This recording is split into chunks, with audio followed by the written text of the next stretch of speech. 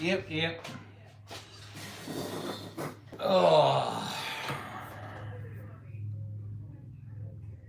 these are the days. Lazy days, lazy days.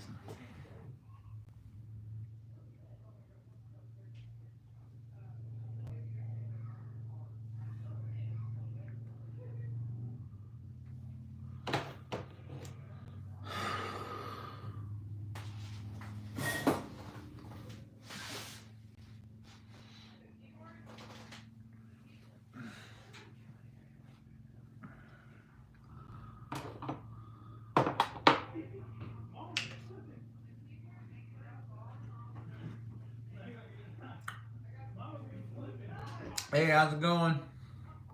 Good to see you here. Just doing some chatting, and I'll. Oh, and let me bring that drone over so I can show you guys some stuff on it.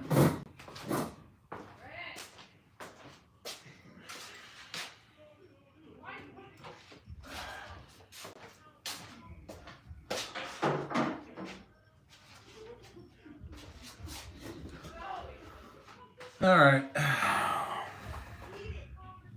So basically, we're here to talk about whatever you guys want to talk about, and to talk about the drone and the upcoming project. The filament will arrive. They're saying Monday, but I think it'll be tomorrow. Because every time it gets ordered, it'll be like, it'll be delivered Monday, and then it ends up being a day earlier. So hopefully that's the case.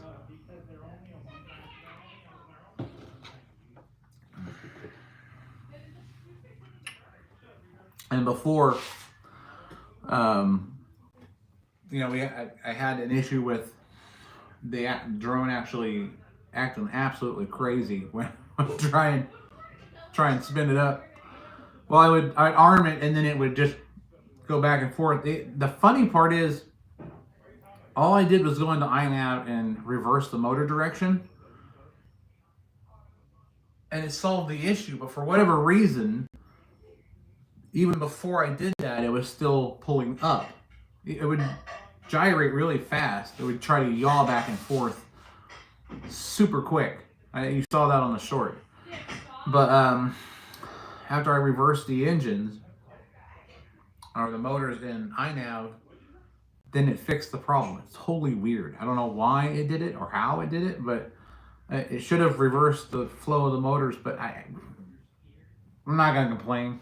And I know it all has to do with whether it's a 1 or a -1 in iNav on each one of the motor UARTs. So it's, for whatever reason, it was confused, and I fixed it on accident. So yay me! Hey Angel, how you doing? Buck, how's it going? Glad you're all here.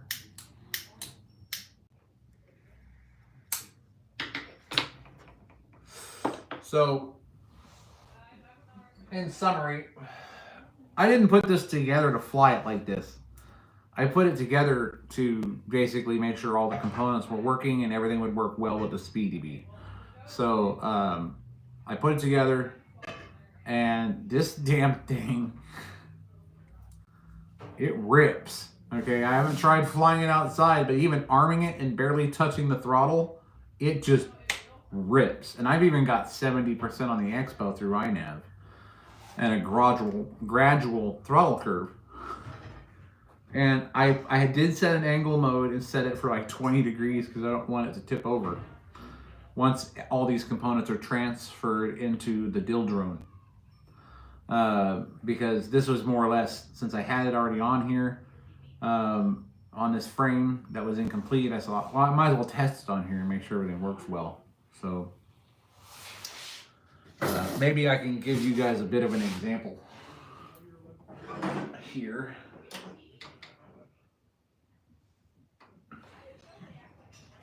Use my trusty TX 16S. I'm running out of room. All right, hold on. Put that there. And we want this thing to boot up properly. So we want it on a flat, level surface. And I gotta rearrange my workstation here. Getting a tad bit messy.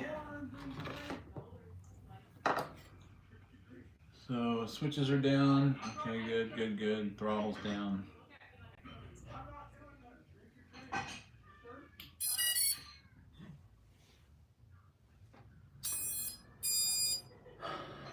And then, okay, now she's ready. So I am running a Radio Master ELRS controller on it. So when I arm it, I'll put it on angle mode first.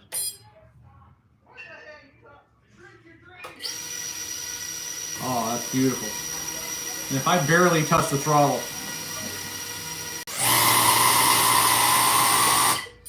I have to shut it off. It wants to go. I mean, I'm barely pushing up on the throttle.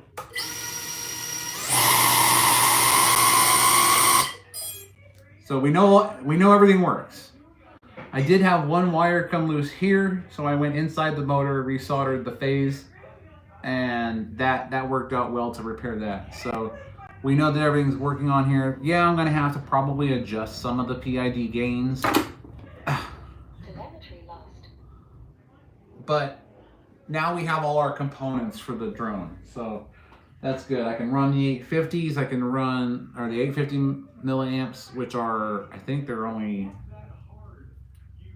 80C or something like that. No, I can see it right here, hold on. Yeah, 80C discharge rate. And I have 1500 milliamp packs that are roughly the same size, a little thicker, but they are 120C. I'm gonna start with the 850s. Now the weight obviously is gonna make a difference because you are gonna have some of the 3D printed weight inside the actual dill drone model. You know, besides that, it's gonna be pretty stable. The bottom plate of it is actually, it's all printed in 3 pieces. So the bottom plate is actually gonna be printed as a solid because the easiest way to get around that so that you don't have like a gyroidal infill that's supporting the motor's torque is to increase the walls. And once you increase the walls and the bottom plate thickness and the top thickness of the print, it does increase the thickness of the walls all the way around, but then you can go with almost no infill. And since this is a vertical print, that's going to require little or no infill. All I have to do is put like 3% gyroidal infill in it, and it's plenty. The great part about the Bamboo Lab X1 Carbon is that it's able to determine where there's going to be sagging spots on the top plate of whatever you print, even if the infill is really sparse, like 3%. So it'll show you in blue where it's going to put support structures on the top between the infill and the wall before it starts printing that top plate.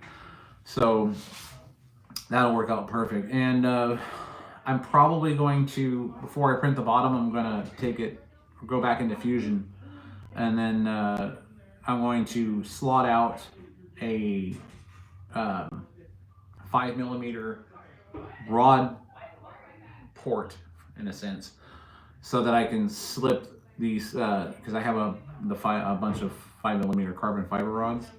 So I'm going to put those in there. So up underneath the motors, all the way across in an X pattern, on the bottom of the drone, it'll have those 5mm carbon spars to kind of give it some strength, to make sure that the motors don't flex up inside their ducting. Then make sure they're very stable. So that's the key to that. And then we'll take it out for a test flight. I'll make sure that it hovers good. I think it's gonna, with as much power as this is putting out, the 3D print is gonna add a little extra weight, but I think that's gonna give me the stability I'm looking for. And then once I've got the PID, I did do some PID adjustments. The PID set, you know, 35-25, 30, no. I can't remember. I think it was 35-25-25, just as a baseline. considering that they're 4100 kV motors. And I had to drop it to the lowest D shot, so we're running D shot 150 because D shot 600 was just way too fast, And I'm gonna fly in an angle mode, and then after I do the initial test flight, I'll get back home and then I'll adjust the angle mode so that I can get to 90 on the angle mode. Because I've got to pick up, I want to pick up liftoff for, it's like $20. And then I can use my TX16S as a joystick and practice acro on the computer because I've never done acro. Acro is a new thing for me when it comes to flying FPV. I've got to get used to flying acro. And it's so I can understand how it all works. I mean, I got a general idea of how it all works. You know, it's just all the adjustments. Like when you let go of the stick in angle mode, it's going to bring it right back to level. But in acro, it doesn't do that. You got to recorrect manually. So even if you let go of the stick and it goes back to center, it's just going to keep going according to that input that you initially put into it. So, yeah, that's what I'm going to do. As soon as I have $20, then I'll start practicing acro, and then I'll start printing this up. My brother ordered more filament for me, I think it was last night, and there was this really cool deal on Amazon, not affiliated with Amazon, but or Creality, but they did have a pack, and this is a good deal. $52, you get 4 rolls, PETG, black, red, white, and blue. Perfect. I mean, it's like, it fills up the AMS for me, gives me all the colors I need. It's gonna look exactly like the one in the picture I showed you on the short. So it's gonna work out great. I have plenty of extra wires laying around. I think it's 24 gauge. That's how I can extend any of the motor wires because those are only 24. And the ELRS wires if I need to extend them any further to go up out the port, so that you have that sort of antenna squirting action out the top. So, oh yeah,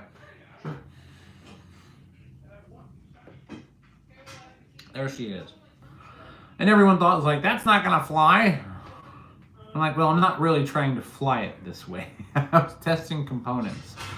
This is more of a test platform, just to make sure I have everything done right and wired in correctly. And then everything will come back off. I'll desolder everything. I'll get the Speedy Bee mounted into its place that I have already, put into the CAD file for the bottom part. I have the battery port above that in the shaft, giggity.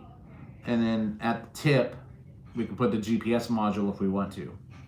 I don't really like using the GPS module, mainly because it takes like a few more minutes to actually boot up and allow you to fly. Although it might be an interesting fail-safe to incorporate if I have to do an automatic return to home for any reason. So, or I think there's another setting you can use that will allow you to it'll get as close to the transmitter where it originally took off. It'll log its flight path. I'm not sure. I have to figure that out in iNav through the navigation. But it's probably going to require the GPS module to work that way, which is fine because I'll just install it and then wait the extra few minutes for it to arm, and then or to catch the satellites it's looking for, and then I can arm it. That way, if something does happen, it'll come back and land without having any major issues. So, and I won't lose the drone. I used GPS. Hey Jason, how you doing?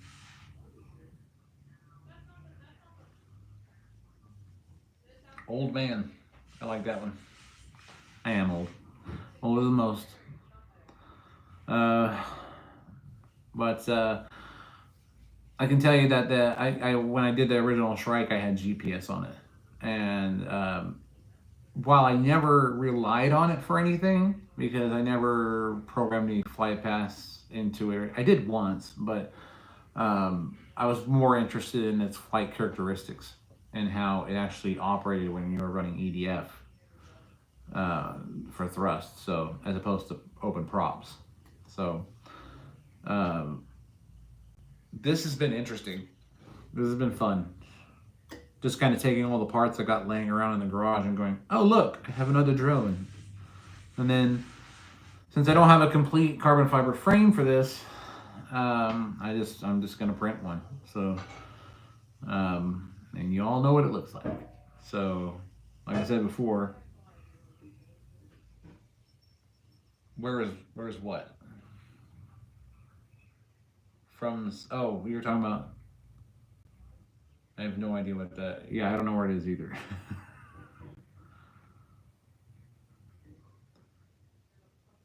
Oh, this here. This is a flux I use for soldering. It just helps, when you're trying to solder the header pins and things like that. Dip the wires into it and stuff like that. That was weird. Something popped up, said live chat coming soon. That's weird. Trippy.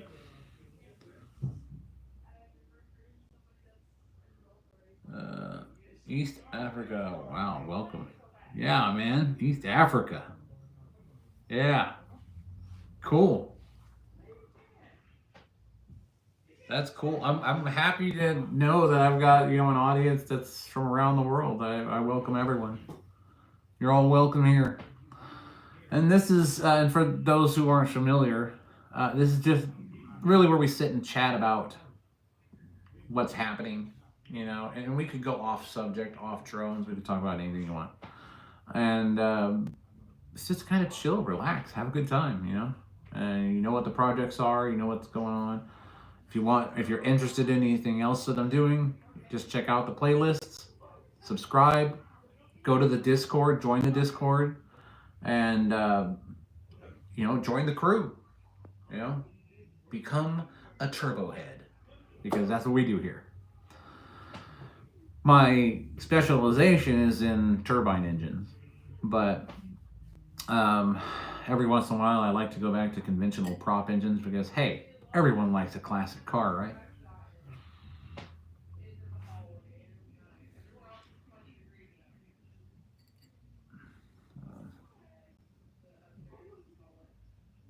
Yep. Bitter coffee for bitter people.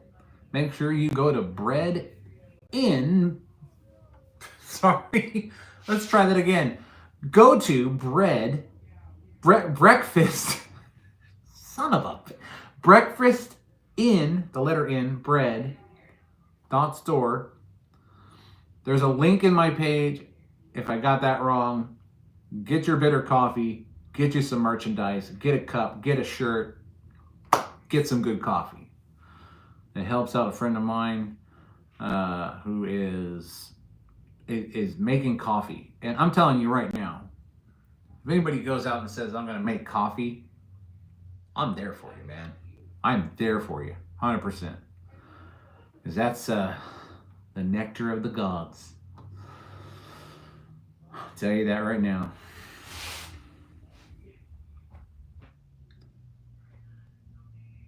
I don't know, he ain't on right now, I don't think. He'll probably see that I'm on and jump on if he gets a chance.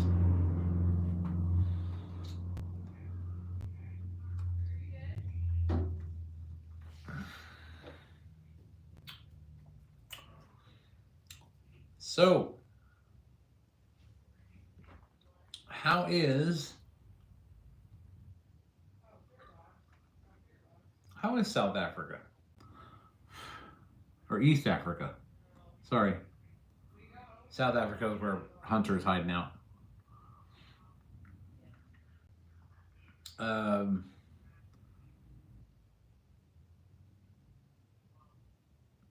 I would say it was, I don't know the area that well. I would say that I'd visit Africa, but I'm a Christian, so I know that there's areas I'd have to avoid. But to be perfectly honest with you, I'm not the Christian that Africa needs to be messing with. It's just that simple. Mainly because I'm not afraid of war or getting shot. Because I've already been through both. So, but yeah, I hope everything's going well for you there, and I hope you enjoy the channel. So, for sure.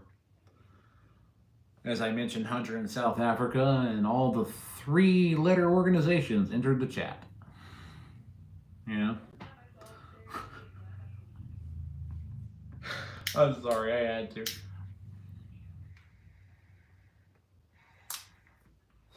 I was in Australia for a while before I was deployed, and I was in Brisbane, in Queensland.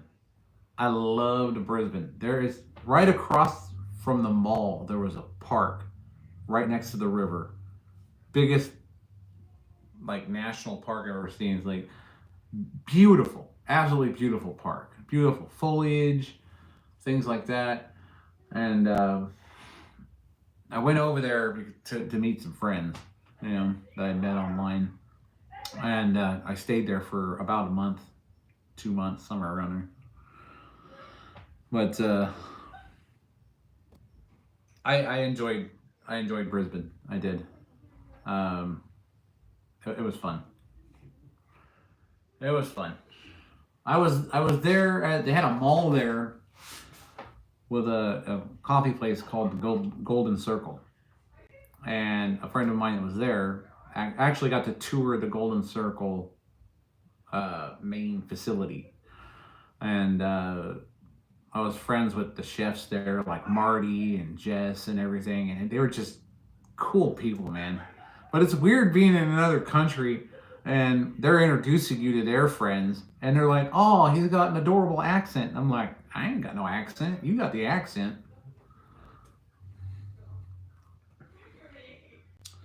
But yeah, Australia was cool. We took a ferry ride up the river, and it was a good time. Long flight, getting there. And landed in a monsoon at the Hong Kong International Airport. And I discovered very quickly that the guards there don't like their picture being taken. So, you got these guys dressed in green walking around with MP5s. And they're just, just like, I took a picture of one. They tried to take the camera. And I was like, "Oh no, just get the picture." I was like, I didn't know the nostalgia or the lore behind me taking a picture of them. It is like, I don't know. They were old school. They thought it stole their souls or something. Oh, so don't do that. And so at the time I was smoking cigarettes, and I'm like, well, I'm gonna go into Hong Kong, and I'm gonna just leave the airport just so I can have a smoke and relax for a little while until my connecting flight took off to Brisbane. And the monsoon was so bad. I go out there, light a cigarette, and it's gone. 2 drags later, the cigarette's gone because the wind's blowing so hard. And the plane, we landed like sideways. It was nuts. But it was like everyone's all freaking out. I'm like, wee! And for me, it was like a roller coaster. I loved it. How was it in Hong Kong or Brisbane? I guess I went to Brisbane at the right time of year. It was winter for them, so it was only, what we would have, like in the 90s. What would the 90s would be here? But it's a dry heat. The storms that happen though are weird because from the veranda of my friend's apartment, I could see a storm almost like 60 miles off. And it's just thunder and lightning, and you can see the rain come down. And it could be raining on one side of the street and not on the other in town. It was the weirdest thing. But it was fun. It was just a new, surreal experience for me. and because that was the first time before my deployment that I'd ever been out of the country, and this was this was right before I deployed, so we had already had the attacks on 9/11, and I'm sitting here going, I'm getting on a plane, so I had that in the back of my mind the whole time. So yeah, it was a trip. I did enjoy Australia. I did. It was funny because like here we like bearded dragons, but over there they're just lizards.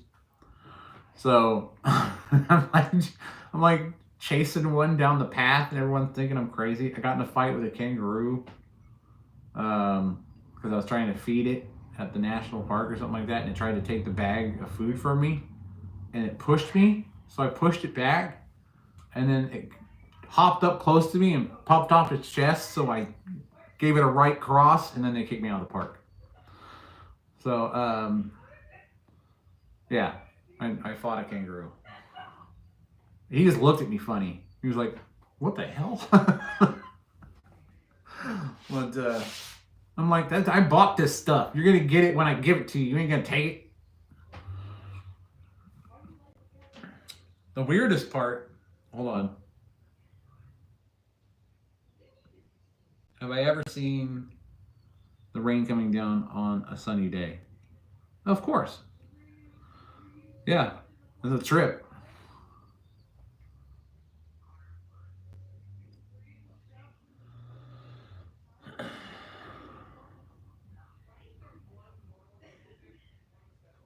I'm trying to catch up on chat.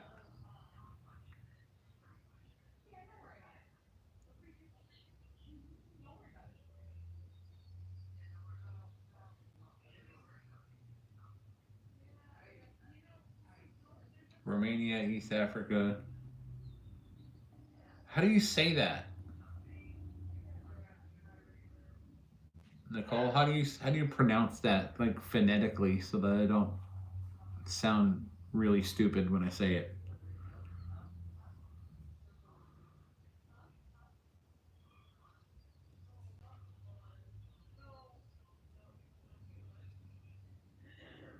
We got India too? Let's get the whole world in here, man.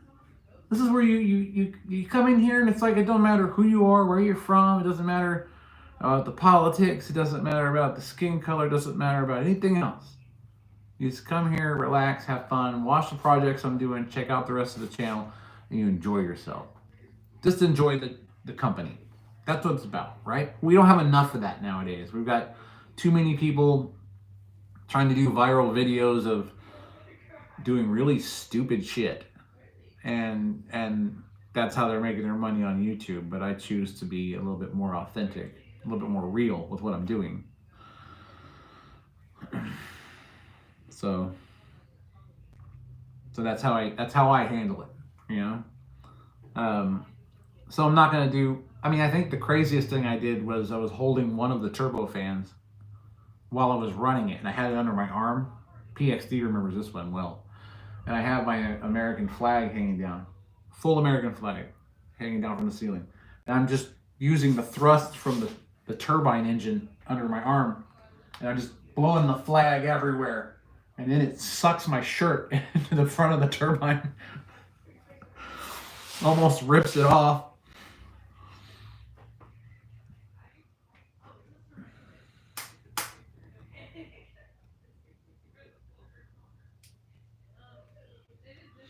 Yeah, that was a fun day. And then that's the same fan that blew up on me right in front of me when I was holding it down on the table. I was ramping it up. And that fan, 22 blade high pass fan, just explodes and just sends these PLA blades everywhere. And luckily I wasn't hurt. But if I would have been, I would have deserved it for the way I was holding it. You gotta be careful doing this stuff. You do. You gotta take precautions. And I tend to skip precautions sometimes. I don't suggest anyone else do it.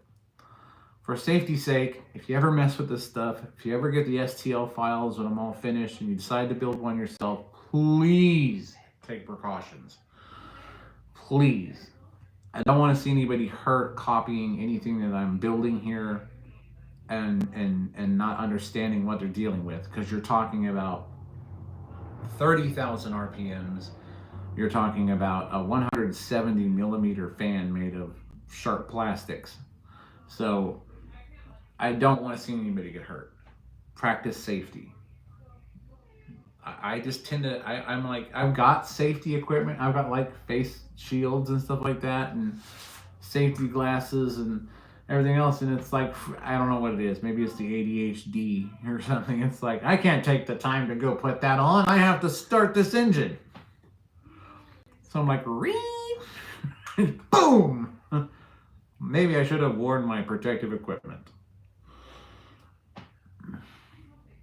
But yeah, that was. I've had a lot of memories on this channel. A lot of good memories. And the Javelin is coming back. If anyone knows about the Javelin project. After I get some stuff that I need 4 90 millimeter EDFs, 4 120 amp ESCs, one 10,000 milliamp 100C LiPo, and a Taro power distribution board, which I do have actually. I have that power distribution board already. Another ELRS receiver, and then another Speedy Bee F405 wing. I have a couple of them, but since I've experimented with them so much, and a couple of them have crashed, I'm not sure if the gyros are in 100% working order, so I like to start off fresh with new flight controllers. I'm up for it if somebody suggests a different flight controller besides the F405 wing, but I'm looking at making a tail sitter out of this. The Javelin's a tail sitter. It basically looks like the head of an arrow, a broadhead, and it goes from the vertical takeoff and then into forward flight with 4 90 millimeter EDFs. So yeah, that's gonna be fun. The 70s worked for a hover and probably would have worked in flight, but the amps were too high. And with the 90s, I can lower the kilovolts on the motors and I can still get more thrust out of the deal.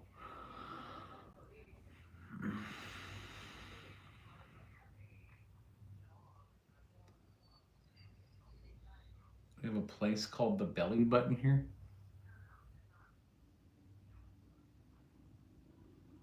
What does that even mean, man? Well, hold on. What do you mean you have a place called the Belly Button here? Is it? Where at? Like where you're living? PXD? Or like... I'm lost. You guys got me lost. I'm trying to keep up here.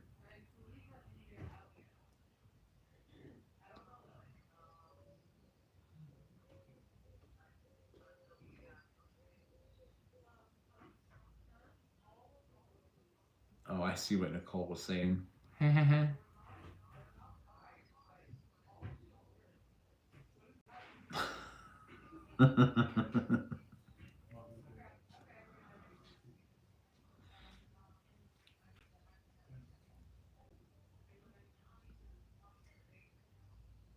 Welcome to the Belly Button. Are you kidding me? There's a sign that says it? Welcome to the Belly Button. What do you run into if you keep going south?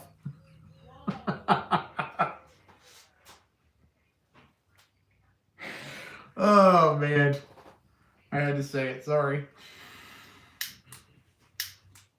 That's probably in bad taste, but at least it was funny.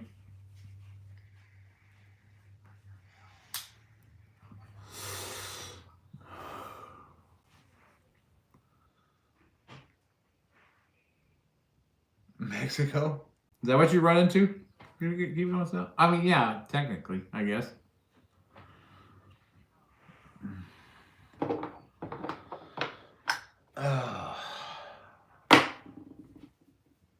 So we got some unexpected rain today, which was kind of weird. They're like, it's supposed to be partly cloudy, mostly sunny. with chances of, we have no idea because we're just guessing. Uh,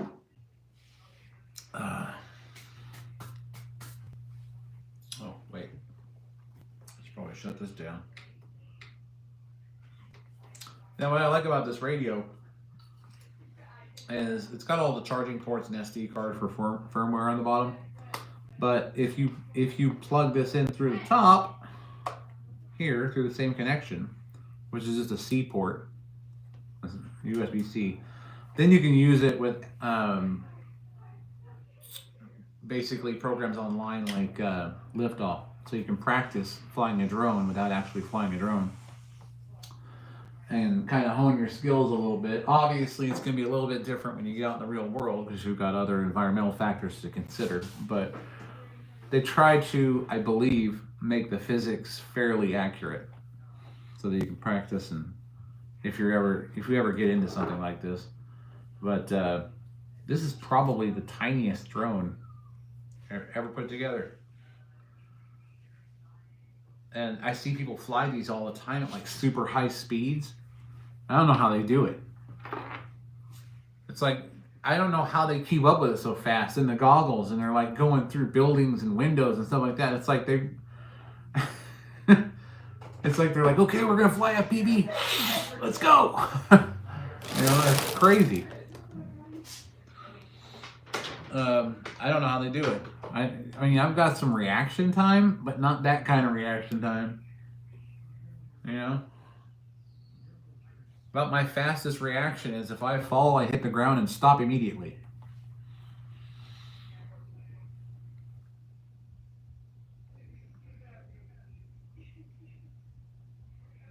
Anti-gravity engine?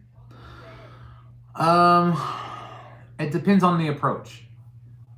To be perfectly honest with you, there's a lot of people that think that if they create a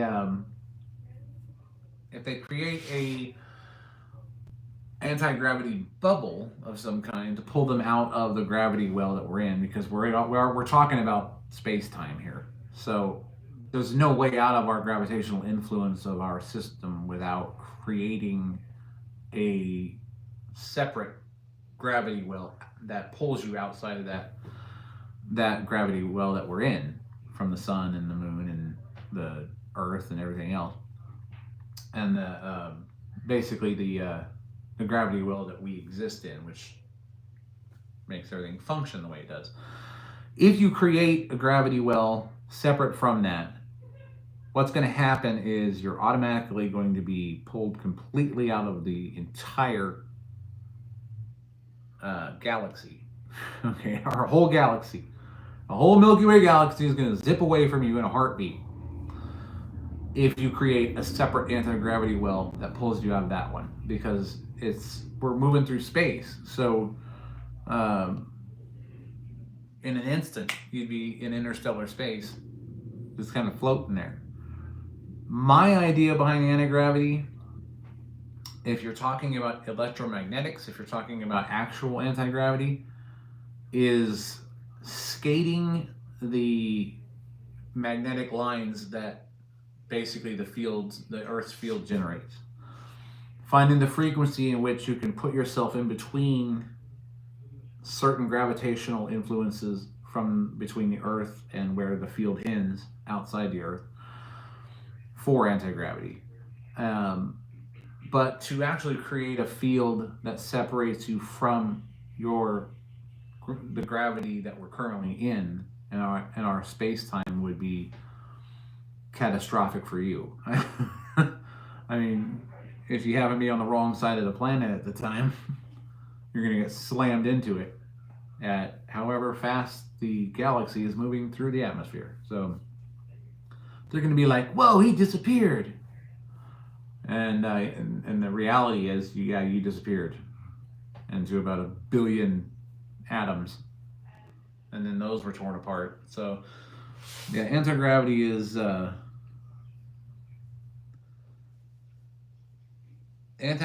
tricky thing.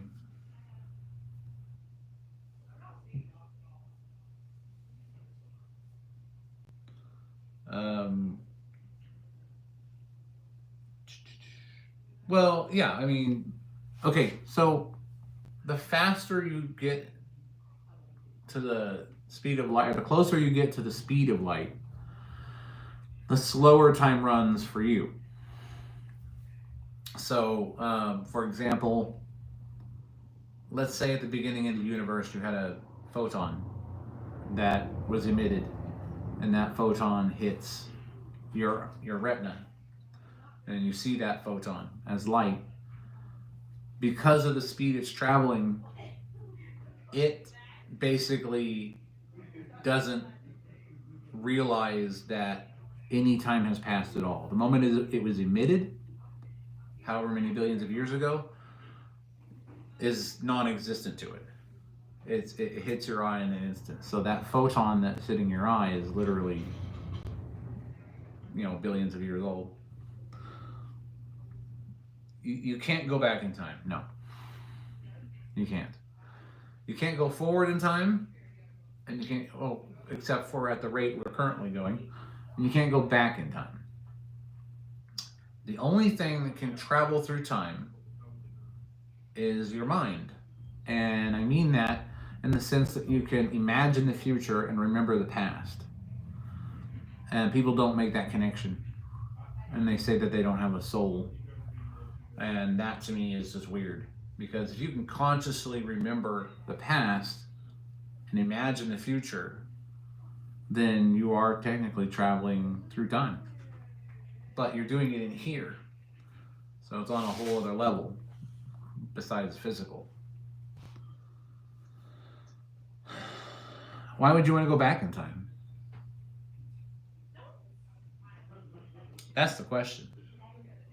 What would you want to see back there? I mean, granted, it's intriguing. You would think, wow, I would love to see some of the things that happened in history, but that's why they wrote it all down, because they're like, you know what, we're not going to be able to travel back and see this again, so let's write it all down. um, but anti-gravity and things like that, I love experimenting with things like that. That's why I'm experimenting with a few other things, converging electromagnetics, diamagnetic material cores to create a static loop, and that could create an ionic, a three-dimensional, not three-dimensional, an omnidirectional ionic thrust in a sense, but it would still require a medium to ionize, so either air or xenon or anything else like they use in the ionic thrusters now. But it would be omnidirectional and could use air, oxygen.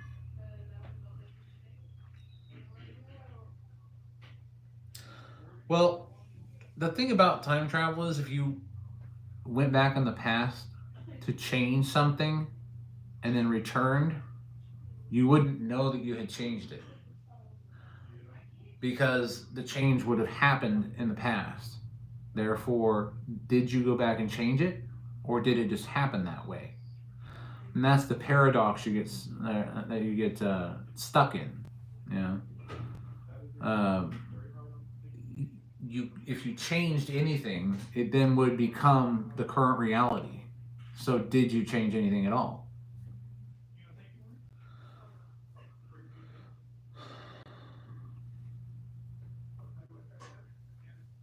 So that's how that works. Um, if it were even possible to go into the past and change the past, then I mean, you wouldn't know it once you got back to the present. You wouldn't know that it happened, because everything would have been unfolded for you from that point until now, the way it would have had it happened at the time that you went back and changed it. So there would be no change in time. Technically, there would be if your intention would be there in the present. Then you would create the action in the past, which would become the new present, and then that new present would be your current reality. So to you, nothing would have changed.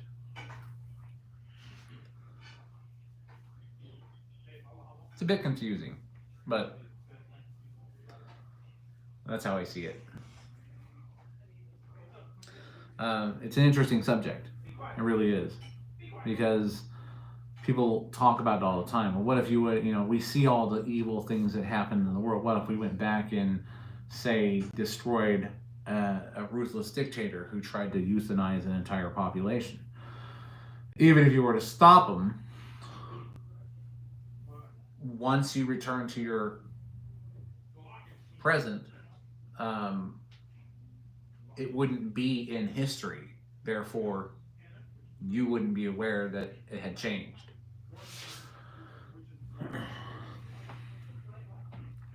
Because everything after that change would have been all of your past memories. So, yeah, you'd never know it. You could do it. Let's say you could technically do it. You just wouldn't ever know that you did it. And that's just the way it is. Time is relative, folks. That's how it works.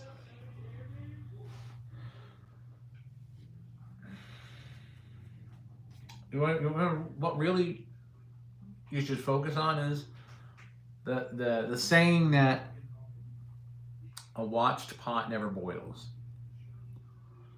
And the reason why is because they say that because your conscious perception of time is what you're currently focused on. And regardless of at what rate time passes, it will seem to you to either go longer or shorter, depending on how you're perceiving it. Kind of the same way where you see the light, the electrons going through the slit experiment, where if you're not observing the particle splits and you have several lines of light against the back wall. But if you actually observe the particle before it enters this two slits in the paper, then it'll go back in time and choose which slit to go through. And that's amazing to me. So it shows that your direct observation of reality is how it unfolds. And while we have no control over how our observation affects reality, the nearest you could compare it to is you observe your reality and make a decision based on that current reality, and then you make an adjustment to what your plans are in that current reality, and then there's an outcome. So that's the closest to the observation of reality that allows you to manipulate any kind of future. But then if you were to say, I'm going to make this decision instead of this decision, how do you know that wasn't originally going to be the decision that was going to happen to begin with? So it's a paradox. You get it's a loop. You can say, okay, well, if I were to make this decision again, I would do it this way. Well, if you did it that way, then the reality of that future would still be you made one decision. That's your new reality. You don't know it's a new reality. You just know of it as your reality. What's intriguing is dreams.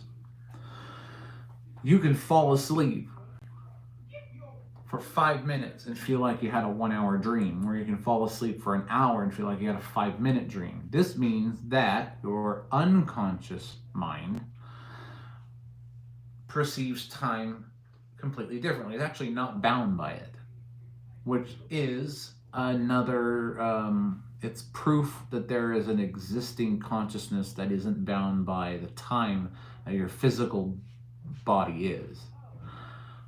Because you can perceive time differently in a dream. And people might say I'm just, full of crap just for saying that. But prove me wrong. Everybody's had a dream where it felt like forever, but it was a 5-minute nap. or vice versa. And that proves that who you are, how you perceive it. And you had to be lucid in the sense to where that your physical mind could actually log those memories. But as you start to come out of sleep, what happens? Those memories fade. They fade into the point where you can't even remember the dream at all. And that's your body's way of rectifying time. So that's how it works. So there's an obvious time difference you realize right after waking. And then your body rectifies that time as by erasing the pathways created in the neurons that created the memory of the dream, and you forget it over time. Some are really, really lucid, and you just can't forget them. But in most cases, they're the really hefty details that you can't shake. And what causes that? Well, your emotional state. Another thing that people can't quantify: emotions. So they say you don't have a soul. They say you're just a body. Yet when you're upset or happy or anything like that, people tend to cry sometimes, and that's an irrational response to an emotion that your body doesn't understand. However, your conscious mind, does understand it, but your body can't interpret it. So it goes haywire. You start having what we call emotions, and they're mixed emotions. So people cry when they're happy, they cry when they're sad. But it's interesting because who you are knows what's going on, but your body can't put it into, it can't create a response that makes sense to your conscious mind. So, yeah. And we're getting deep into the head, aren't we?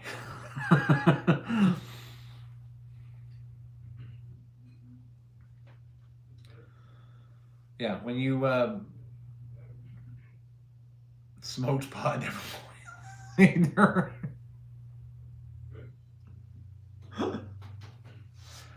wrong. Smoked pot, in fact, does boil, or it appears to boil, but it's just air. Depends on if you're using a bong or not. Oh yeah. Well, I appreciate that. Thank you. I get a lot of people in here that just try to tear me to pieces, and I'll go right back to God on you in a heartbeat. So, and a lot of people aren't religious. It's like, if you don't believe in a creator, then, look around, man.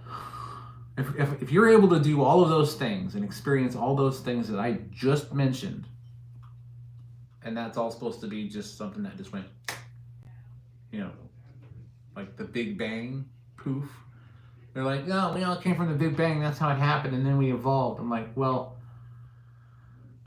I understand what you're trying to say, but then what was the Big Bang before it was the Big Bang? What did exist? What medium does the universe exist inside of? Because there is an end to it. Because it was created to run a cycle and an end. And that's pretty much Revelations, if you read the Bible. So you have to think about that. And when people say, oh, science says this, you always have to remember that science will always and forever be merely an observation of creation. And that's what it is. Because science can't create something from nothing. Only one entity ever known created something from nothing. That's God.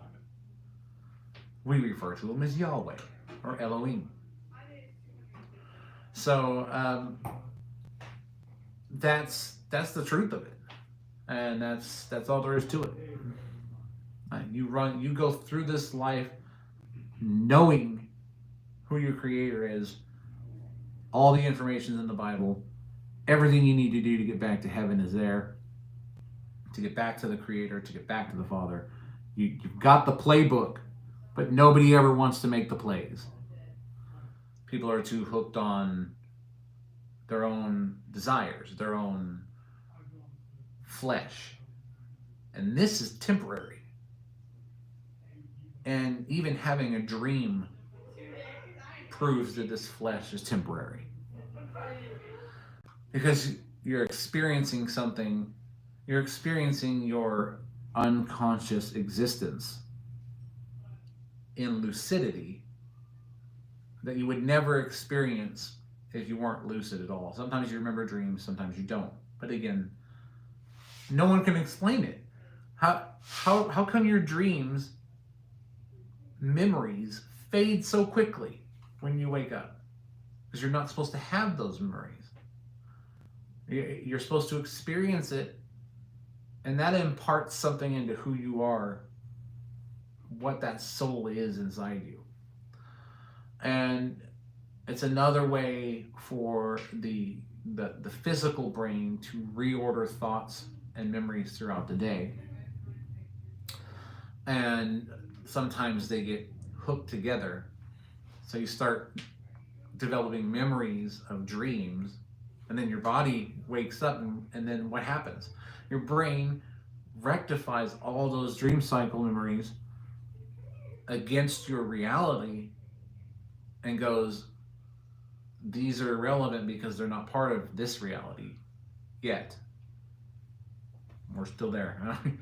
I mean, it's 2025. I don't know what chapter of Revelation we're in, but we're getting there.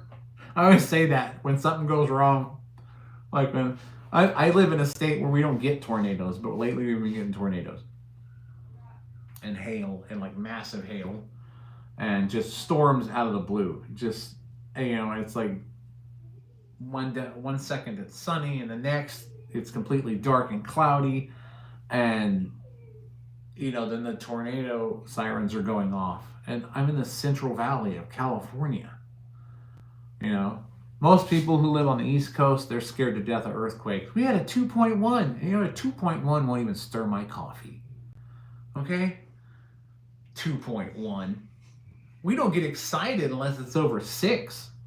And even then, we're like, let's surf this thing, man. I call it dirt surfing. You go outside and wait for the waves to come. Just kind of ride them. Nah. East Coast, they get scared to death of an earthquake.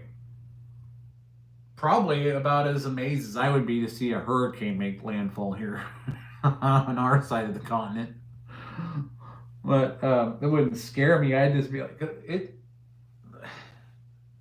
I guess I'm a kid at heart, because if there's a tornado or a lightning storm or something going on outside, I want to go out and film it.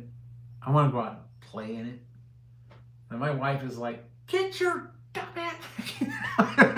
She's really sweet about it, but she's like, you're not going outside in this. You're not going outside. I'm like, I'm going outside. I'm going to put on some wings made out of cardboard and I'm going outside.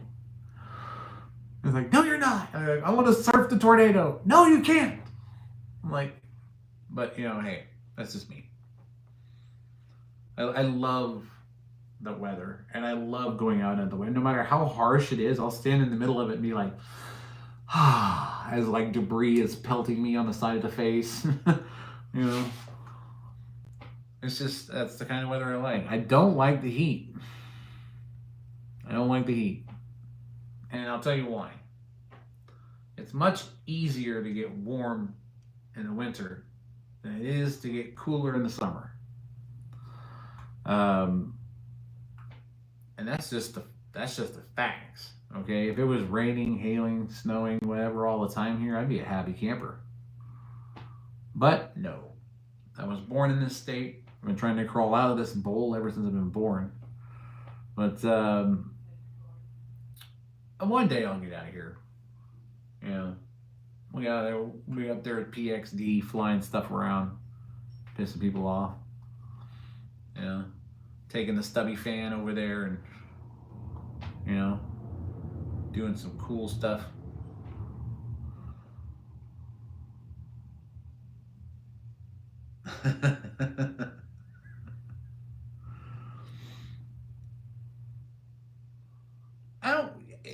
A pool? I had a pool in the backyard, man. You know how expensive it is to keep a pool going? It's stupid, man. At one point, it was like chlorine was so expensive. It was like, screw it. Let's just swim in the algae.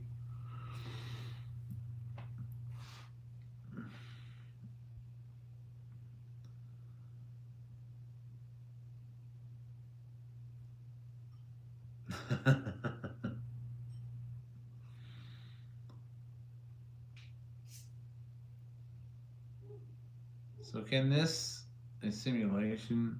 May God be the player. I'm a religious person, but when I see all those games like Star Citizen or StarCraft, I have Star Citizens on my head because it never works properly, or Vice City, etc. I wonder if I am in a program. Well, technically, if you think about it, it's not a simulation; it's a reality. But is it a program? Well, it's created by a designer, right? You've seen how cells work under a microscope. How a cell can bring a you know a you've seen the videos. I forget how to say it. You know, the DNA strands are fixing and repairing things, and it's all coded. And you see some of these bacteria that look like they have genetic motors inside them. Of course, everything was designed. It was designed to a purpose. So, at a molecular level, at a atomic level, it's not a simulation. It's our reality, but it was programmed. It was just organically programmed, which is something we can do with genetic manipulation, but it doesn't create something new. It just changes what there is, because energy doesn't disappear. It just changes forms. So burn a piece of wood, it turns from a solid to ash. The output is heat, which is in the atmosphere, and that never leaves. It just adds to the heat of the atmosphere, but it never changes.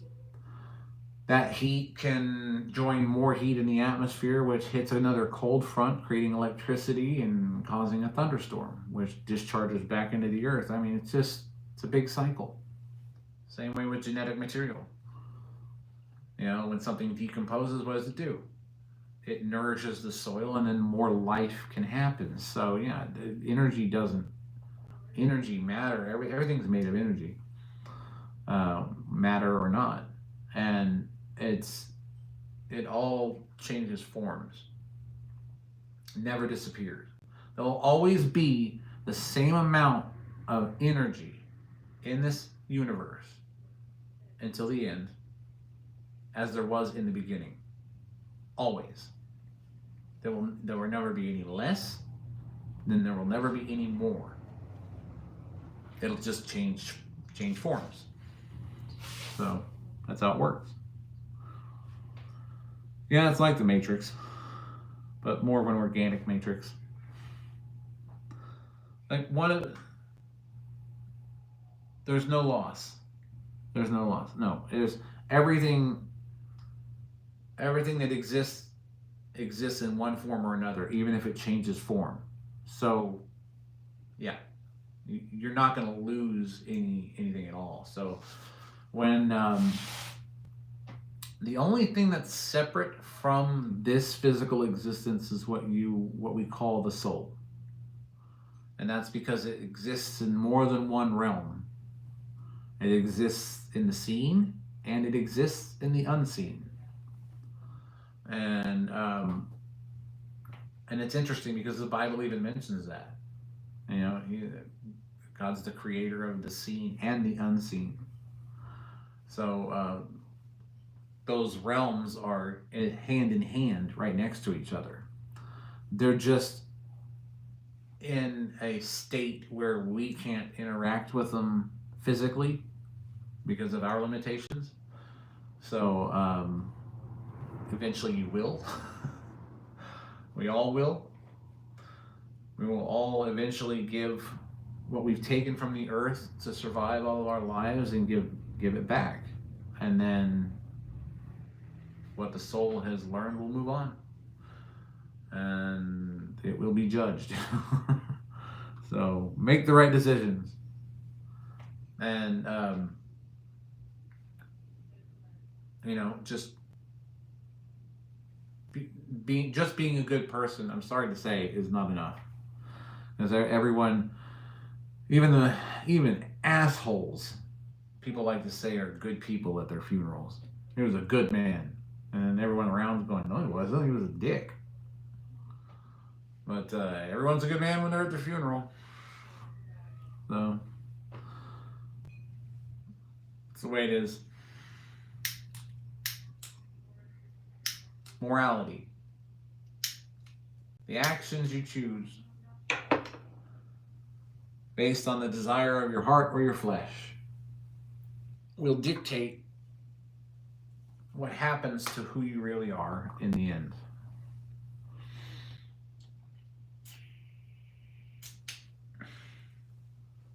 Keep waiting for my luck to run out on these things. Oh, I've had that happen a couple times. Are you working now? Thank you.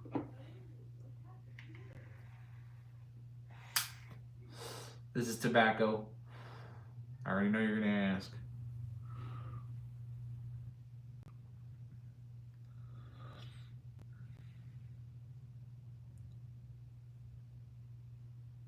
You need more pools, ponds, lakes, lazy road. Elaborate.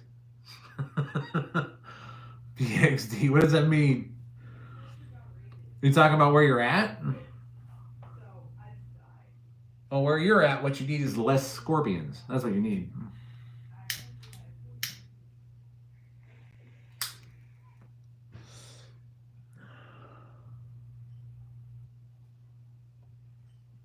Oh, okay. I got you. Really? That makes it much more inviting. How many days out of the year is it cold there? Like cold to the point where I could be comfortable, like below 70 degrees.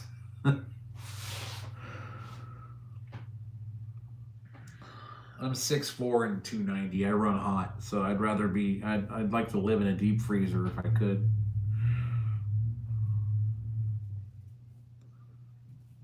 Yeah, see, that's what I like. And I bet you can see the Milky Way from where you're at, too. Lucky bastard.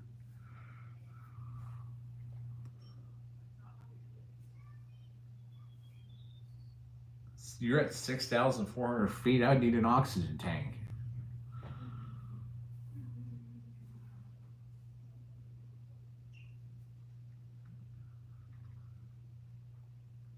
I would. I'd be getting up there and be like, beautiful property.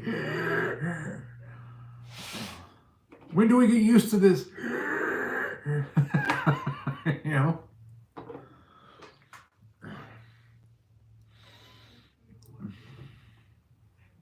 Sand Hill. That's where I trained, man, at Fort Benning. Sand Hill. Of course, it wasn't at 6,400 feet. One of the best parts of the military for me was Fort Benning. Okay, Fort Gordon was fun, but Fort Benning was some. I mean, I'm like a professional. Like before this, I'm a professional California couch potato. Okay, I'm gonna be honest with you. Then what do? In the middle of July, I go to Georgia for basic training. Step out of the plane, and it's like I walked into a sauna. Could barely breathe. I was like, what's going on with this side of the planet? And then, after you get used to it, I was at reception battalion, and you stay in reception battalion for like 2 weeks, like when you're doing all your paperwork and everything.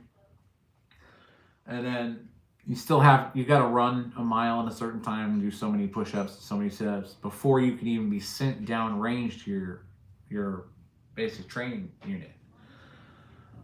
So after reception, I get down to, Delta Company, 347th Infantry Regiment, and I was uh,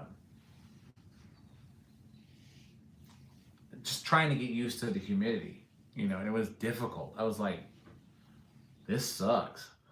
Like when you're running, like we're gonna go on a 19-mile run, okay, and then you're like you're sweating so bad, your skin is stinging, like stinging, like somebody's poking you with needles everywhere, and they're like, "Are we done yet?" No.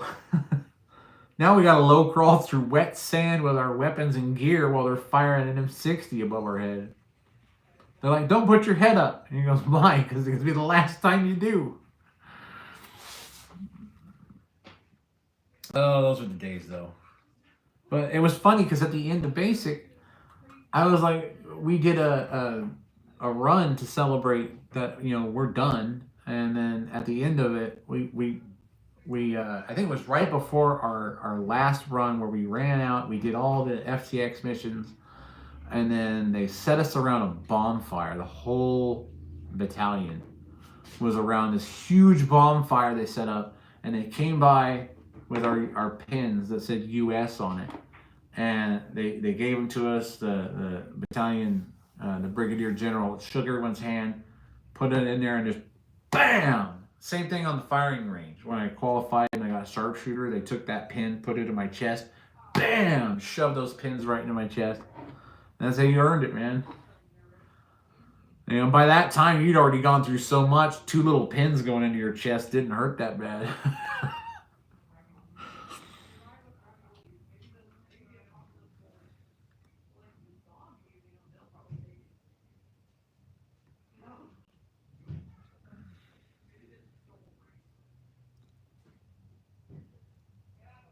Yeah, it was fun. It was basic training was hard at first, but at the end of it, I got done with that. It was funny because I never thought I'd be in that kind of shape. I was like a tank. You know, I didn't even realize the change was happening until I got to Fort Gordon and I got a picture. I wish I could find that. My wife has the picture. I'd show it to you if I had it. But I was like just 310 pounds, 6'4", and I was sitting on a tank or an APC. I was sitting on an APC when they took the picture, and I was in my PT gear. So I had my gray shirt on, and I look back at myself in that picture. I'm going, damn, I got thick, and it's interesting because even though I don't work out now, my muscle memory is still there. So I still have if I go out and I do any strenuous work for like 4 hours, I come back and I look like freaking Lou Ferrigno. And it's like just muscle memory, right? But yeah, I missed it.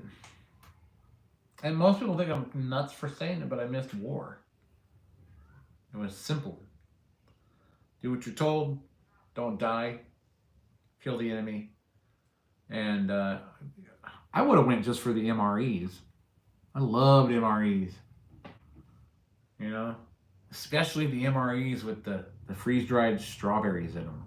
That was the good shit right there. And the chili mac. And good stuff, man. Good stuff, those MREs. I could live off of those the rest of my life. I missed it. Missed my friends. Lost a lot of friends in the war. But some of them are still around. But yeah. Good memories. And that's where they still reside. The ones that aren't with us any longer, that's where they still are. In our memories. Time travel.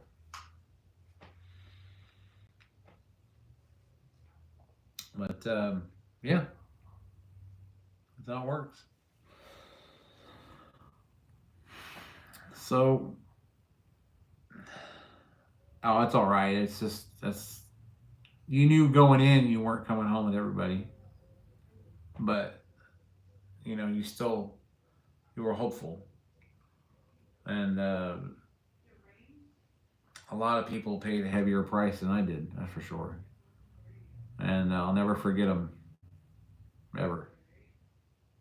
Um, and I was in Georgia, so one of my best friends, darkest man I've ever seen in my life. All right, funniest guy in the world. Last name was Spanky. Drill sergeants had a time with that one. They're like, Private Spanky! And nobody could keep a straight face. It was just too funny. He was like one of my best friends in basic. And I told him, I go, look, and you've seen the reels probably. That's where the joke came from. I told Spanky, I said, look, I have the complexion of an iPhone flashlight. So you're going to have to paint me up. Okay? We all paint each other. That's what the camo was for. Nowadays everyone's, the like Justin Trudeau doing blackface and stuff like that. He's doing it to make fun of people. I'm doing it so I didn't get shot. And I'm like, look, you're going to paint me up and I'm not going to let you smile. And then we're both going to be fine. But that's all it was. And I remember Nance, Private Nance. He was another guy who, in basic, we kind of clashed. We bashed heads together. He didn't like me at first. I didn't like him. But once we graduated, I walked up to him. I shook his hand. And I said, "You know what? It does not matter what differences we had in basic. We are both green right now, and that's all that matters." And he shook my hand, and that was it. So it was like putting that hate aside that people went in with, realizing that all you had was each other there, and they made you learn it too. You didn't work as a team. I still don't understand why people categorize people by skin color or where they came from. I don't get it. You know, I don't like it. I think it's ignorance. But you can't convince the whole world, because some of them are just born hateful and they carry that hate most of their lives. And then it breeds ignorance. And then it breeds actions that people regret. And then you have social media pushing the hell out of everything. This is unfair, that's unfair, this is oppression, that's oppression. Don't give me that shit. I'm broke. I see a homeless guy on the street, I help him out. Why? Because for that fleeting moment, he doesn't have to worry about what he's going to get to eat, or if he's going to have a cigarette or something to drink. Just for that fleeting moment. And that's enough. If I could bring that little bit of joy to him. Regardless of how he got himself there. So I've been there. I've been on the street. I grew up on the street. And to help people out, regardless of how they got themselves there, that's what we do. We lift each other up. Not put each other down. But the whole world's full of putting each other down. Everyone's got to be more popular than the next guy. It's got to be racism and everything else in the world. It's ridiculous. It's stupid. Why are you wasting your time with it? It doesn't matter to me who you are. If you need help and I can provide it, I'm there. If someone's trying to hurt you and I can protect you, I'm there. And that's the way it should be. That's the way humanity should be. But You're just not going to get through to everybody. There's going to be people. I always like to say that you see a lot of celebrities out there. You know that they got great voices or they're great actors. And there was one person that was I forget her name, but she was like, I can't thank everyone enough for, she was receiving an award for something. Um, and they all say I want to thank God, but then they don't live that life, you know. And it's like, if you're not really living that life, then it's gonna be a hard hit for you when the time comes. I always say, hell is gonna be full of beautiful voices, and that's just the truth of it. And that's life. So we entertain ourselves with electronic contraptions, new technologies, manipulate what we have to make something new, to make something fun. And that's what I do. I try to make this channel fun. I try to make it real. I try to be real on this channel. I'm not trying to hide behind anything. By the time you all get to know me in this channel, you're gonna know my whole life story. But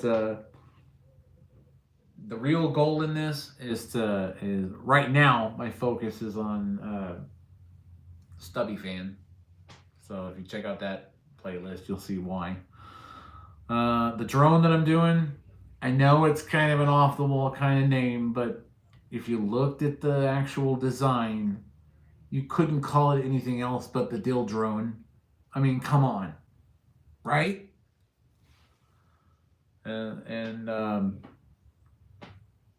it's a guy thing, I designed the drone. I looked at it and I went, "There's only one thing I can call this,"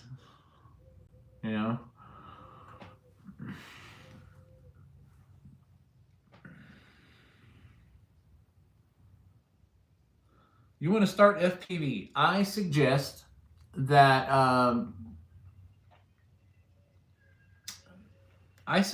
you first off get a controller like the TX16S.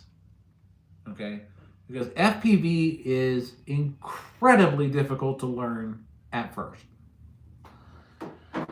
because that acts as a joystick as well. You can plug it into your computer. You can download a program called Liftoff. It's on Steam. I think it's $20. Get this controller, hook it up, start practicing your FPV flying on that. And then go on Amazon and find one of those kits where they have the goggles and it comes with the controller. And it's not like the best drone in the world, but it's a great starter drone. It's inexpensive, and you'll get those goggles. You'll get the experience of the goggles. You'll get the FPV flight experience. It's not going to be the best because they don't use the best, video transmitters and things like that. Because building something like this and then putting a VTX camera on it, you've got to get the flight controller, you got to get the motors, you've got to get the receiver, you've got to program all of it, and it's just crazy. You got to do the binding phrases through ELRS. I suggest, if you've never flown before, get a simulator is like Liftoff or something. They're not affiliated with me. I'm just naming them because I found them on Steam yesterday. and it's $20, and then you get the transmitter is like, I forget how much I paid for this. It's a couple hundred maybe, somewhere around there. But you're going to be able to use this on any FPV drone you decide to build once you kind of get into it, start to understand how things work. That way you can get that acro flying practice in, because I fly in angle mode because I don't even fly in acro because I'm not good enough yet to do FPV. I'm not zipping through buildings and old abandoned stuff and things like that, because if I did that one, I would take off, it would flip over, and I'd be done. But angle mode saves your life. Plus, when you get an actual drone built, you can set fail-safe switches. So if you think you're going to bail or hit something, and you're able to catch it in time, you can flip that switch. It'll go straight into a safe mode, come back and land where it took off. You don't lose your drone. Or if you hit something and it shuts down and lands somewhere and you can't find it, you flip a switch and you can program a beeper so you can locate the drone. So before you get into any real expensive equipment, the one base thing you're going to need is a transmitter. So the TX16S, anything from Radio Master is great. So I would go with that and then get a simulator and start there. And then go on Amazon and then buy one of those cheap kits to start off with. So you can get the idea of what it's like to be in those goggles when you're doing FPV. And then once you're comfortable with that and you start to do more research on what size drone you want to fly, how you want to fly, then go to Get FPV or another supplier that sells these parts and go, okay, I'm going to go with this flight controller because I want to, you know, decide on your prop size. That way you can decide on your engine size and then what flight controller, what battery, what VTX, your video transmitter, what camera you want to use, and then just put the whole thing together. Sometimes they have kits on Get FPV for that are already complete. They sell you all the parts. I don't know if some of them are already pre-assembled or if you have to put them together, but they're more on they're a higher price range than what you can get off of Amazon. And to be honest, if you're just getting into it, I would start with the Amazon route or get yourself a good transmitter from Radio Master, use it as the joysticks, get that simulator, and get yourself used to flying. Because a lot of them have physics in them, and the programs, they have the physics integrated into it, so it kind of gives you an idea of how to control things.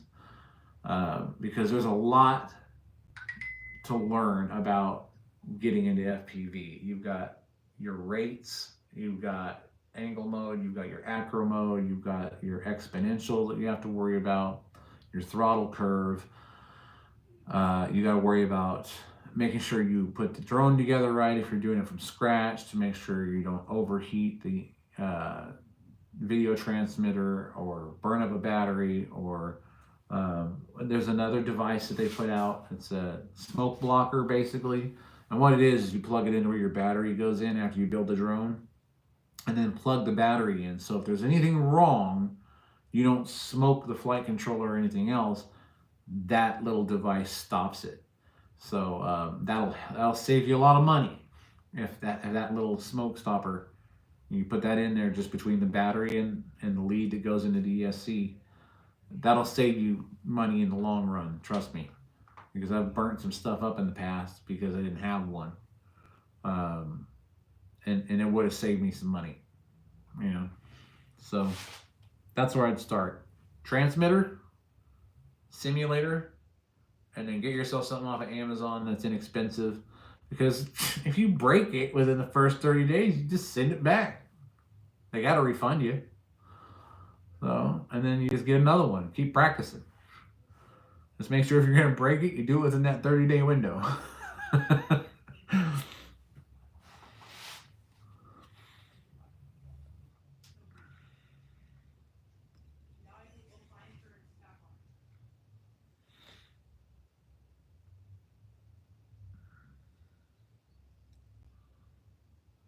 Ireland. We got someone from Ireland? That's where some of my relatives are from, according to Ancestry anyway.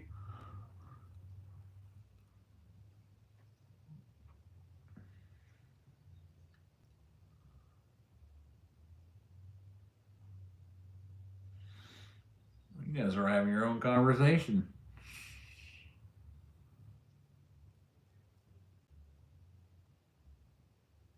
Surpassing AI drones in future. Oh, heck yeah. Yeah, PXT, that's what we're doing, aren't we? DARPA's going to be our new friend.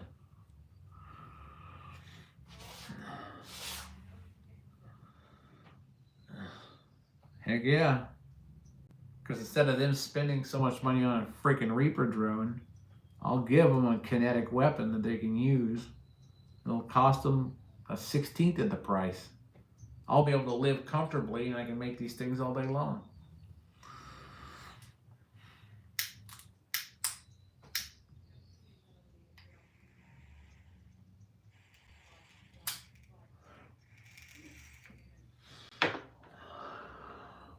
But my specialty is always going to be in the hobby. So I don't know everything about the hobby, but when it comes down to engineering, that's what I do. Yeah. So I love creating things. And that's why one of the other projects that aren't even related to drones in the slightest, although it could be, depends on how crazy I want to go with it, is I'm going to be doing some genetic manipulation with a Pinellus icticus bioluminescent mycelium. I'm going to be using CRISPR-Cas9, and I have seeds for the Holy Ghost orchid. I don't know if anyone's seen that. When it's not bloomed, it looks like a monk in a robe, but when it does, it's a dove. It looks like a dove when it blooms. And I'm going to use the CRISPR-Cas9 because they both grow in the same environment. You know, you put the spores in the area that you're going to germinate the spore for the mycelium, for the Pinellus, and then you inoculate the hardwood substrate with that, grow the mycelium until it fruits, and then I take CRISPR-Cas9 and I cut out the luciferites and all the substrates that it's required to create light from the actual bioluminescent fungi, and impart it to the DNA of the seed for that orchid.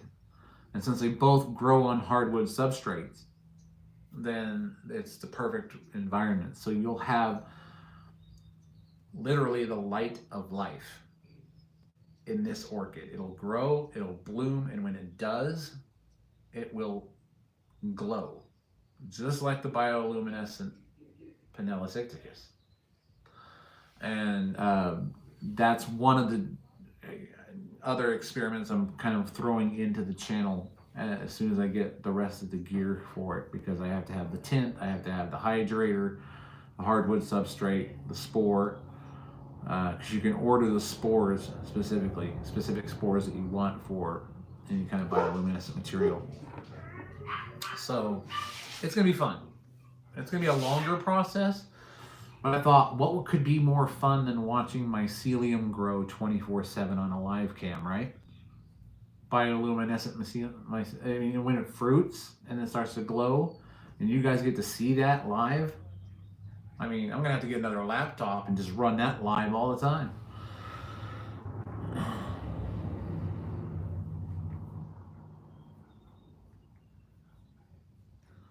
So that's gonna be a fun project for me, I think.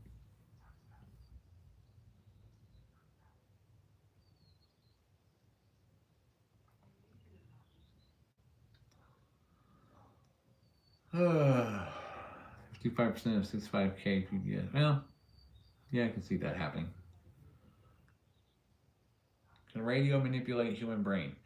Can the radio manipulate a human brain? Intense radio waves can affect you, probably cause dizziness, things like that. It's the microwaves you want to worry about.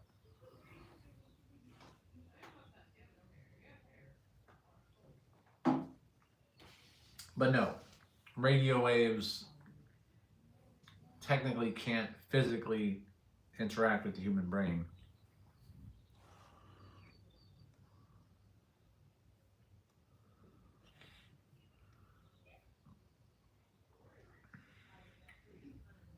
Oh, the rules for flying FPV where I am.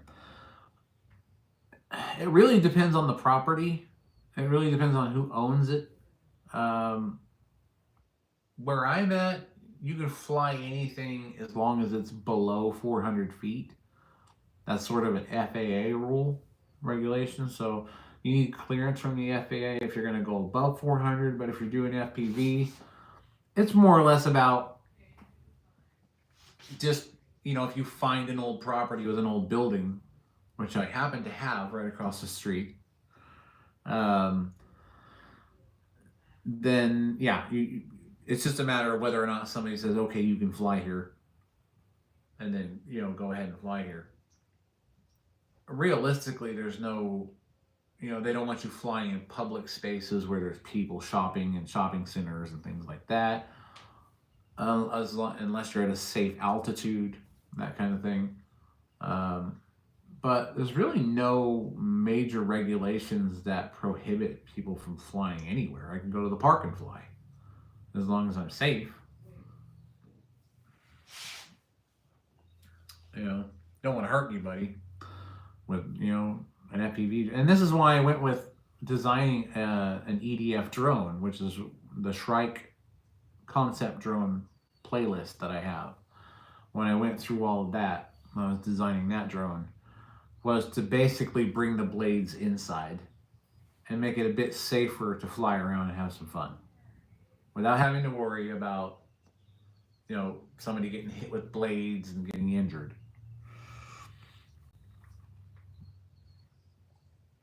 That was a fun project. I don't know how many people told me when I was doing it, they're like, that's not gonna fly, that's impractical. And I'm like zipping around with 470 millimeter EDFs on one 6,000 milliamp 22.2 volt pack. And they're like, that drone is big and fat. I'm like, yeah, but it's running 470 millimeter EDFs. It's like, I managed to set up a system that could draw 320 amps continuously at full throttle without overheating out of one battery. And it worked great. So that was a fun time. I want to build another one, because I had a complete drone, but when I was moving on to my other projects, because I don't have a lot of money, because I'm on vet benefits, I had to sacrifice the Shrike drone to start working on the Javelin. And so I had to take it apart, and that made me so sad. So I'd have to disassemble that drone. So yeah, one of these days I want to do another one, but I'm not going to do a 70. I'm going to do a Shrike 90, and just so I have this fun drone to fly around, and it'll carry some weight, because I mean even the 70 carried weight. It weighed 6 pounds by itself. It could carry a 4-pound book underneath it and still fly around easy enough. So I mean, it's on the playlists. Anything you want to see is going to be on those playlists about what I'm talking about. I have well over 1,000 videos, mainly shorts videos, but a lot of the longer videos I haven't really done, because I'm still kind of working on getting something done that I can get in the air. And a lot of my focus has been on the 170 millimeter turbine. And that is going to be the Shrike XL. So basically 4 170 millimeter 22 blade high pass inducted fan turbines, all electric. And that's going to be a big drone. It'll have a lifting capacity of 220 pounds. So that's going to be a fun one for me. But since I had this stuff laying around that I kind of picked up at a garage sale, or my brother brought it to me, or he got them at a garage, I can't remember. Anyway, the point was, these have been sitting here for 10 years. So I kind of just took it and decided I'm going to build a drone around it and use it while I'm waiting for my other gear to get here, so I can continue with that project. And anybody new here, I will, if they're still here, I'll I'll show you the fan really quick. Oh, getting old. All right, so let's, first off, that's the 90 millimeter plane that I designed in Fusion. That runs a 90 millimeter EDF. That one's designed to land on water and land and take off from both. This here is stubby fan. This was the original front drive when I was experimenting with the 4-to-1 gear ratio. And it was easier to do it that way because then I could manipulate and change things out because I was able to get to the front of the fan because once this ductwork is on, this is the rear drive version that uses this 4-to-1 gear ratio that I designed to hook up to a 6370 skateboard motor. It was a high torque skateboard motor, 190 kV. So let me take this out of here. So basically the idea was I designed the front drive like on this one so I could experiment with the ratios. And now I've changed it to a rear drive system with bigger planetary gears because the problem I ended up having was, where is it? Oh, here it is.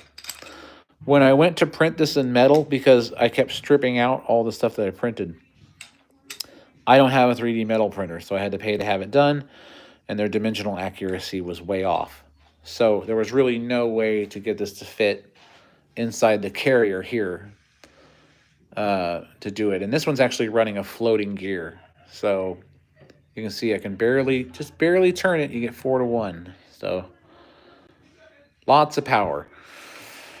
And I'm probably going to end up trying to spin it with this one.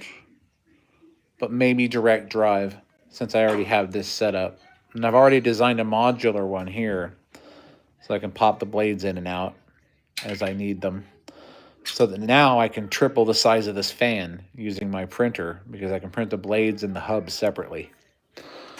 But yeah, I had to order this. It cost me $114 to order this from PCBWay, and they didn't get the dimensions right.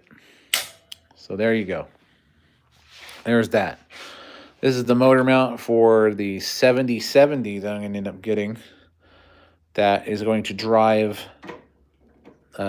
this planetary gear system right here. And it slides in there, but I don't want to jam it in there yet because I don't have the motor on it. And then that whole system, well, maybe I can just slip it together. This whole system fits on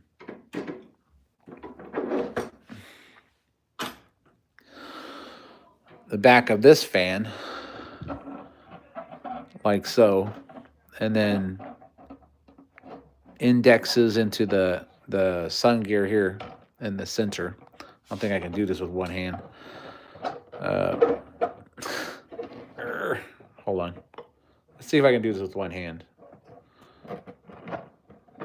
Okay, there we go. So that's kind of like the way it works. So the motor will sit here, index into the collet here, and that will in turn spin the fan. So, and this bolts to the stator casing here. The bearing is locked into the stator, so the fan can't move back or forward. And then everything just bolts together. And 4 of these engines are going to be my next drone. So that's going to be a big drone. It's getting pushed by a 150 amp, 48 volt ESC that runs 5 to 12S. It has an external BEC to run the receiver, and it runs, so far I'm running 2 of these right here. 2 of these in parallel, or in series, sorry. I think I said that right. To get my 48 volts.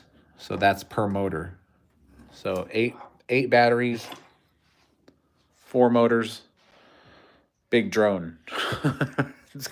Just from the size of it, you can see my hand here. It's a big drone. It's going to be a big drone. This here is the leftovers of the stubby V1 fan that exploded on me. But yeah, that was a fun one. That's the original Shrike tricopter build with a pusher underneath it. And over here is the turbojet engine that I'm doing. I got to print the cores for it, get the motor to push that, because I'm going to be building a large Cuddy Black model from Star Citizen and flying that. So, yeah, lots of different projects going on. I got the MP-CNC, which is a CNC that I basically 3D printed and built so that I could CNC out my molds for any carbon fiber stuff that I do. And that is going to be very crucial because I need to get the weight down on the larger aircraft, because another project I'm doing is 2 of these engines. I'm not using this ductwork in the planes, obviously. It's just this motor system, basically. And this motor system actually will fit into a large SR-72 Dark Star model that I'm going to do out of carbon fiber. And that's the Mach 1 project. Because you're looking at 55 pounds of thrust out of that motor, times 2, so you got 110 pounds of thrust. And the entire system weighs less than... So it might melt when it gets there, but we're going to hit Mach 1 eventually. So this is my Black Pearl that I'm putting together. Everybody's seen that one before. I still got to do all the rigging after I get the deck work done. And this one's turning out really good looking too. I love the way this ship looks. Can't wait to get it done. But other than that, those are the projects. So that's what we're doing. I'm trying to keep everyone entertained until I can get my more parts. But if I have tugged at your heartstrings, feel free to head over to the Buy Me a Coffee link and buy me 300 coffees, because then I can order more parts.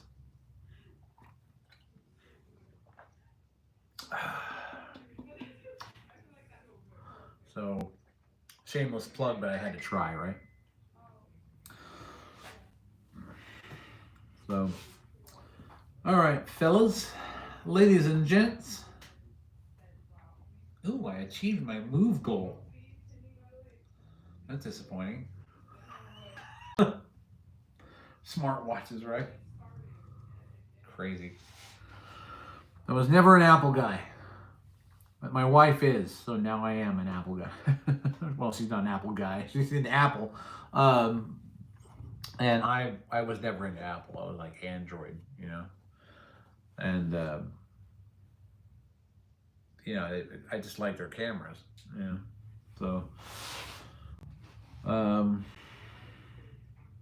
yep. Now I'm an Apple guy.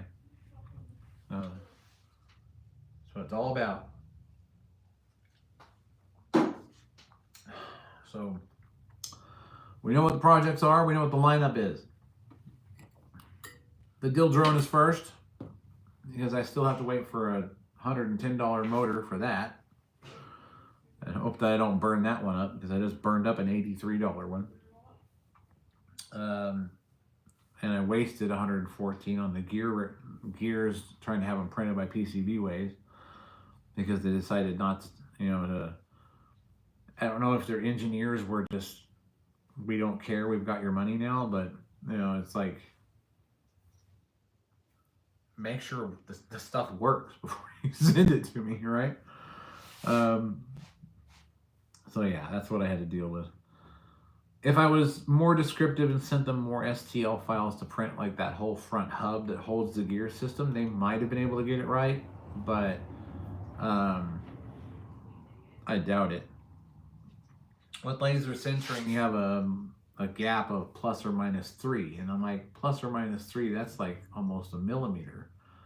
That's too much variance for me to have to deal with. So I realistically need a desktop CNC, something that can handle that kind of work and make those gears for me.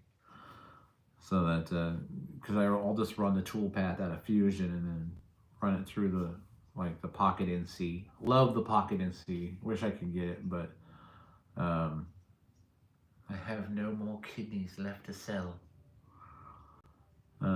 So we'll just have to wait. See what happens. Little by little, and I'll get it done. And I'll keep bringing you guys as much content as I can. Keep you guys up to date as much as I can. Try to entertain you as much as I can, and try to be a friend to everybody as much as I can. Surprised, did we get any trolls this live? PXD, I didn't see any. I've been doing a lot of talking, not a lot of reading. Awesome, no trolls. Great. I love it when they come in because I like to try and turn them, and get them to join the group, You're welcome. I'm doing what I can. So basically, I think that's going to be it for today, and I should have the PETG order probably tomorrow, but no later than Monday. I'll get everything printed up. It's on the Bamboo Lab. It's probably only going to take a couple hours tops to print the whole thing. Then I'll start putting everything together. I'll make sure you guys have a video on that so you can kind of see how everything went together. And then we'll take it out for a test flight and we'll see what happens. So before I end everything, I'll just say that I want to thank you all for supporting me. Thank you all for dropping by today. I hope you enjoyed the conversation. I hope you enjoyed the company. I hope you all made new friends, and I hope that everyone that came in that was new subscribes, clicks the bell for notifications so you don't miss anything that I'm putting out there. Please visit those links. I do have a Patreon. Make sure you hit up the Breakfast in Bread link and get your bitter coffee for bitter people. And don't forget to pick up a t-shirt and a mug while you're there, because you're helping out a friend who is a friend of mine and a supporter of the channel. And everybody who supports me, I'm trying to give everything I can back to you. Everything I get from anybody is going to go right back in to this project or that project. None of this is for me. It's just so that I can keep going. So check out all the links. You can follow me on Facebook. I'm on Instagram, Patreon, the Buy Me a Coffee link, and I'm on X as well. Just trying to get out there. So from everyone here in DPC, we all love you, and we'll see you again next time.